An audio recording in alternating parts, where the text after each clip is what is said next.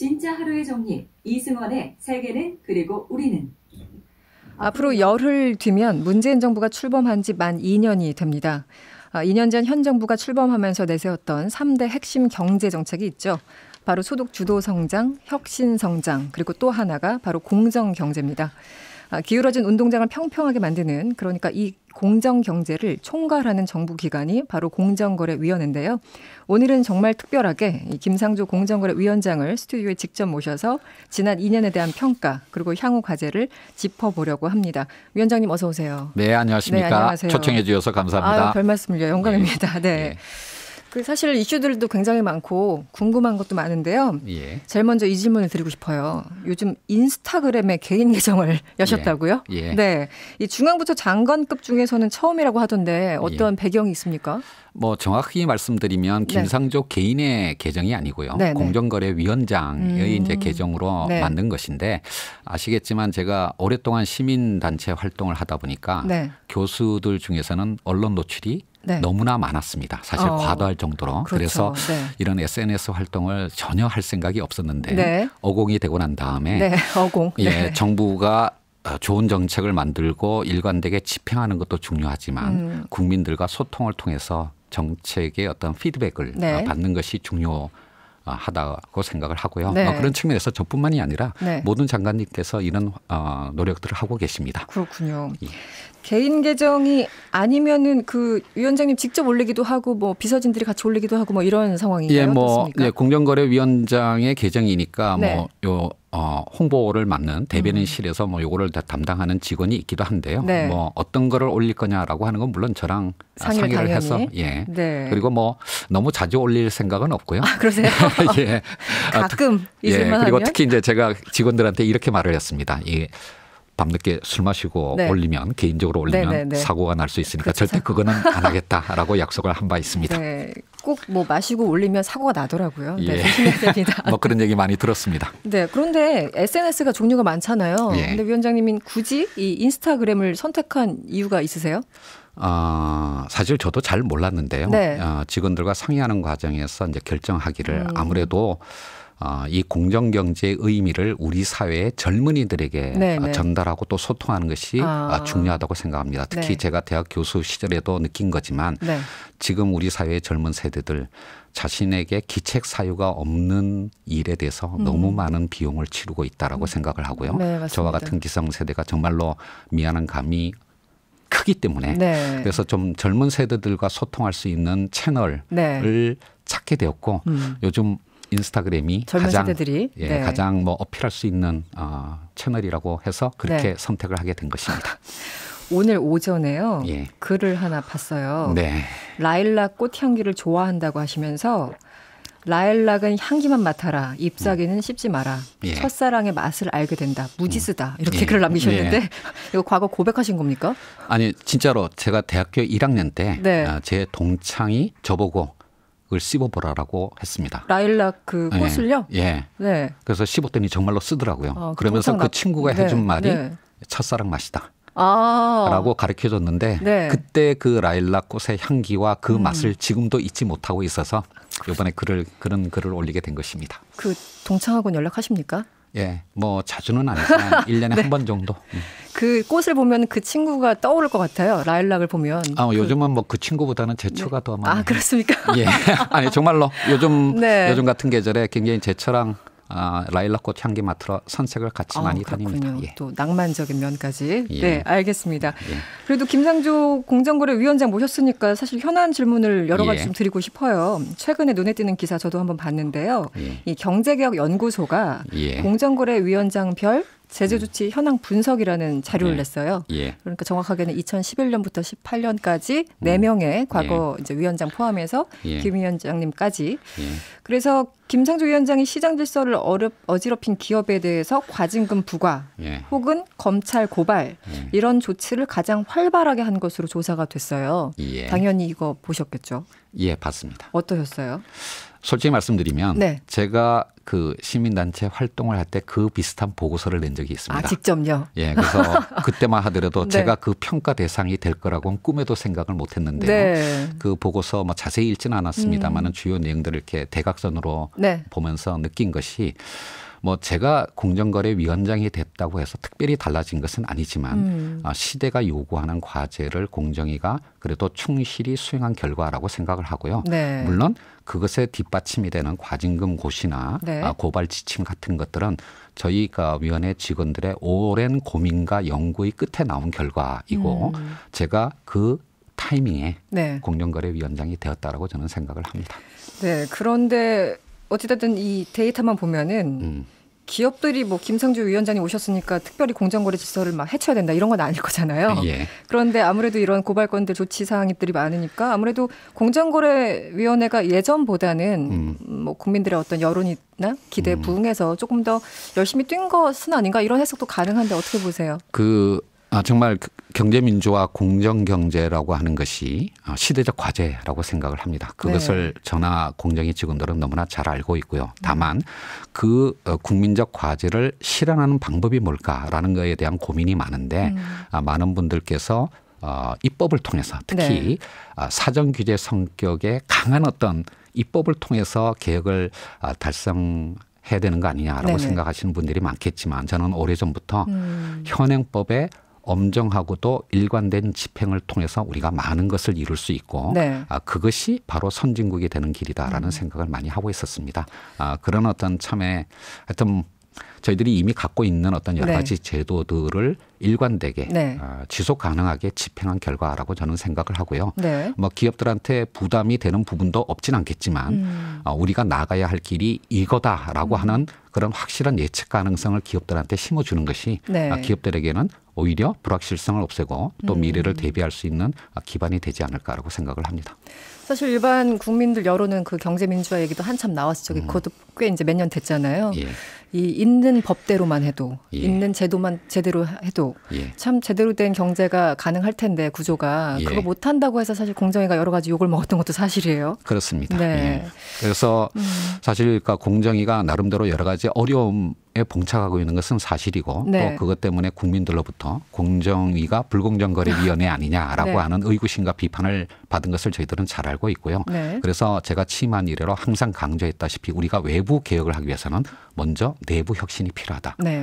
국민들로부터 신뢰받는 기관으로 거듭나야지만 우리가 공정경제라고 하는 시대적 과제를 완수할 수 있다. 이렇게 저와 저희가 직원들에게 매일같이 각오를 다지고 있습니다. 그렇군요. 아직까지 미흡할지는 모르겠지만 매일 노력하고 있으니까 좀 지켜봐 주시기를 부탁드리겠습니다. 네.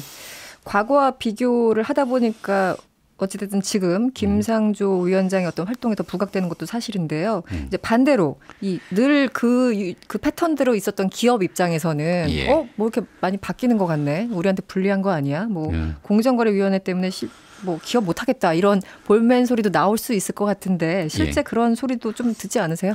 사실 제가 교수 시절부터 그러니까 기업에 계신 분들을 굉장히 자주 만났습니다. 뭐 총수라고 불리는 회장님들도 많이 뵙고 했는데요. 그분들이 저에 대해서는 충분히 잘 알고 계실 거라고 생각을 합니다. 즉 충분히 합리적이고 유연하면서도 일관된 그거를 충분히 알고 계시다고 생각을 하고요. 정말 우리 경제 질서를 평평한 운동장으로 만드는 것이 혁신의 기초다라고 하는 것은 저희들이 공정위만 갖고 있는 생각이 아니라 기업들도 잘 알고 계십니다. 다만 그런 변화를 어떻게 실행할 것인가라고 하는 것을 결정하는 것은 또 기업인데 쉽지만은 않을 거라고 생각합니다. 특히나 최근에 오게 되면 우리 기업들이 사실 돈을 잘 못 법니다. 최근에 특히 이제 드러납니다. 그래서 비즈니스 측면에서도 위기를 맞고 있지만 또 그런 의사결정을 해야 되는 그 CEO, 총수들이 또 3세로 바뀌는 과정에 있기 때문에 지배구조 측면에서 위기에 처한 기업들도 많고요. 이런 두 가지 위기를 경험하고 있기 때문에 정부와 기업이 상호 소통하여서 그런 어떤 평평한 운동장을 만들기 위한 공동의 노력을 해야 된다고 생각하고 이런 측면에 대해서는 기업들도 잘 알고 계실 거라고 생각합니다. 다만 한 가지 좀 부탁드리고 싶은 것이 있어요. 충분히 잘 알고 계실 건데 기업에서 다만 최근에 오게 되면 혹시 일부 기업에서 현 정부의 개혁 의지가 좀 후퇴하고 있는 게 아닌가. 네. 조금 버텨보면 뭐 시간을 벌거나 또는 벌면. 조금 더 유리해지지 않을까라는 생각을 혹시나 하는 기업이 계시지 않을까라고 하는 우려도 저는 솔직히 갖고 있고요. 네. 저는 그러니까 정말 다시 한번 말씀드리지만 경기가 좋다고 해서 과속하지도 않고 네. 경기가 나쁘다고 해서도 후퇴하지도 않는 네. 일관된 어떤 속도로 예측 가능하게 공정경제의 과제를 수행하고자 합니다. 일관되게 법 집행을 해서 오히려 불확실성을 해소하는. 물론 이제 그 법 집행이 제일 중요한 것이지만 또 뭐 현행법이 완벽한 건 아니니까요. 네. 그 법을 개선하기 위한 노력도 하고 있고 작년 11월 달에 38년 만에 공정거래법에 전부 개정안을 국회에 상정을 해놨습니다. 물론 심의가 잘 진행되고 있지는 않은데요. 뭐 국회가 이제 조만간 정상화되면 저희들이 정말 최선의 노력을 다해서 만든 안을 의원님들께서 심의해 주시기를. 네. 그래서 정말 21세기 경제 환경에 맞는 경정법의 토대를 만드는데 도와주시기를 부탁을 드리겠고 네. 물론 입법의 권한은 국회의 고유 권능이기 때문에 네네. 의원님께서 주시는 여러 가지 의견이나 네. 우려 같은 거는 저희들이 충분히 반영해서 대안들을 마련해 볼 준비는 이미 다 돼 있습니다. 네. 낡은 제도와 법이 또 현재 상황을 따라가지 못하는 경우가 있기 때문에 계속 좀 업그레이드를 해야 되는 그런 상황도 있을 테고요. 기본적으로 이 공정거래위원회가 정확하게 무엇을 하는 곳인가 여기에 대해서 좀 헷갈린다 하시는 분들도 있어요. 왜 검찰의 역할도 있고 공정위의 그 역할도 있고 하는데 기본적으로 우리가 쉽게 생각한다면 평평하게 경제 운동장을 만들고 또 공정하게 이 시장 경제가 유지되도록 하는 역할이잖아요. 네. 그렇기 때문에 이제 불가피하게 기업에 뭐 과징금을 부과한다든가 이런 건데 좀 쉽게 공정거래위원회 역할에 대해서 설명을 좀 해주신다면 어떻습니까? 사실 공정거래위원회나 공정거래법의 의미에 대해서 사실 우리 사회가 갖고 있는 인식은 다른 나라 선진국하고는 상당히 다른 것이 사실입니다. 네. 다른 나라에서는 경쟁법이라고 부르고요. 경쟁법.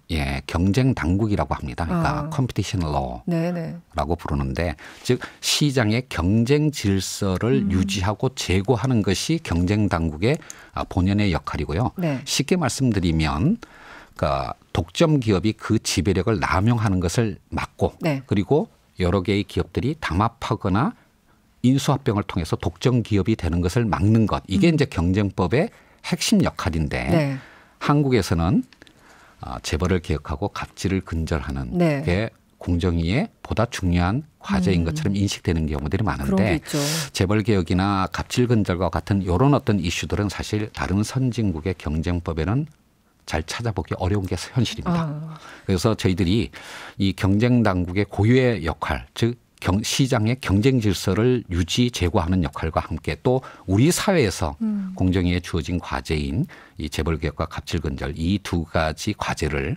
동시에 완수하려고 많은 노력을 하고 있고요.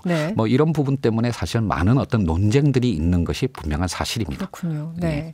역할, 부담 이런 게 굉장한 것 같은데요. 양쪽을 다 챙기려면 뭐 갑질 근절부터 해서 경쟁까지 같이 하기 위해서는 공정거래위 그 조직의 어떤 크기나 이런 거 봤을 때 이거 다 가능한 것인가 뭐 이런 생각도 들고요. 그 사실 제가 위원장이 되고 난 다음에 저희 직원 숫자가 100여 명이 늘었습니다. 뭐 과거에 100여 명이 늘었습니다. 그런 전례가 없을 만큼 인원이 직원 수가 많이 늘었는데요.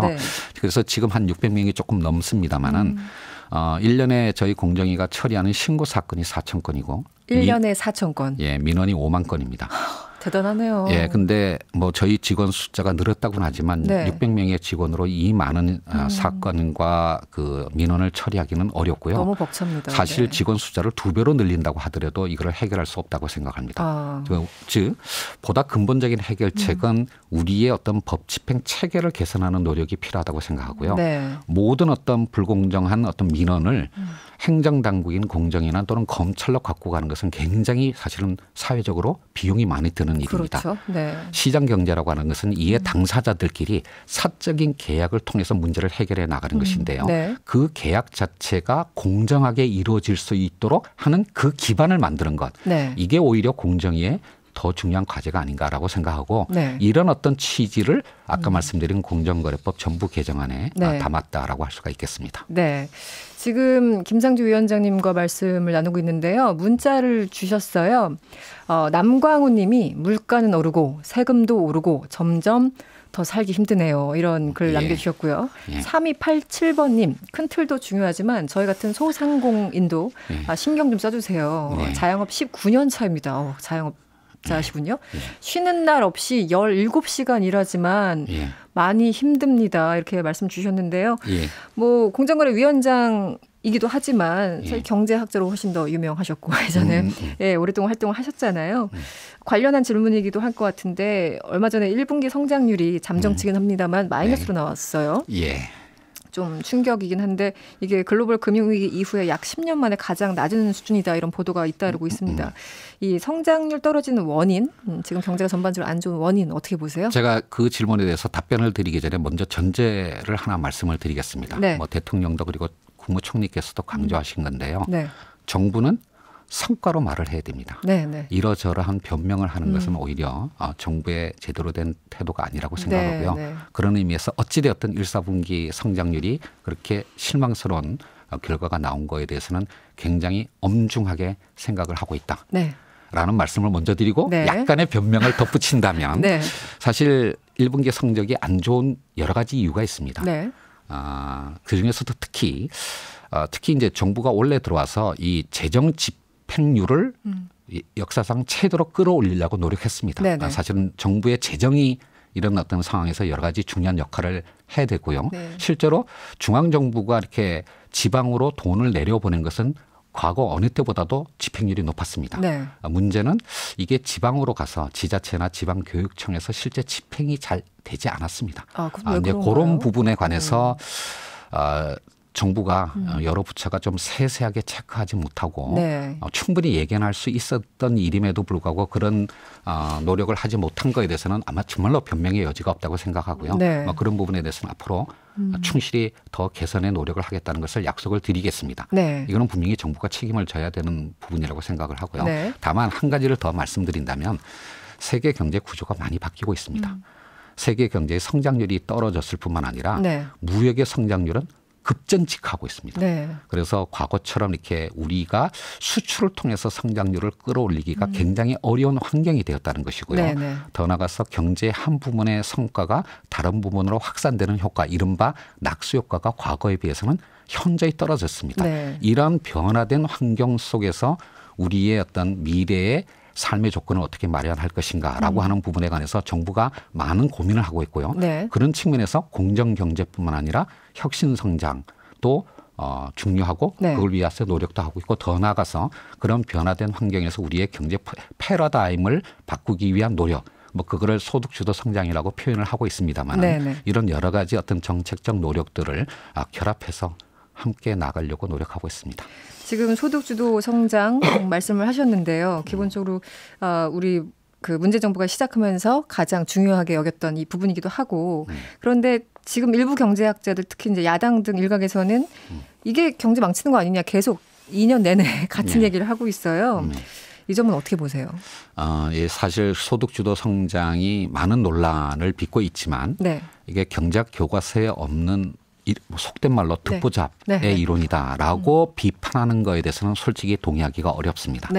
사실 이런 어떤 논리에 기반이 되는 경제학 이론은 오래전부터 있었고요. 사실 유럽에서는 2000년대부터 뭐 많이 들어보셨을 겁니다. 포용성장이라는 개념 하에서 사실 지금 현 정부가 하고 있는 여러 가지 소득주도 성장 정책의 요소들을 유럽에서는 오래전부터 해왔습니다. 그런 의미에서 듣보잡의 경제정책이라고 할 수는 없고요. 다만 우리가 수십 년 동안 살아왔던 그런 경제 질서를 패러다임을 바꾸는 노력을 하고 있기 때문에 아마 시간이 좀 걸릴 거라고 생각하고 다만 그렇다고 해서 과거의 어떤 낡은 질서로 돌아가서는 우리의 미래를 보장할 수 없을 것입니다. 그런 의미에서 정부는 비판을 경청하면서도 또 일관된 어떤 정책적 노력을 해야 된다고 생각을 합니다.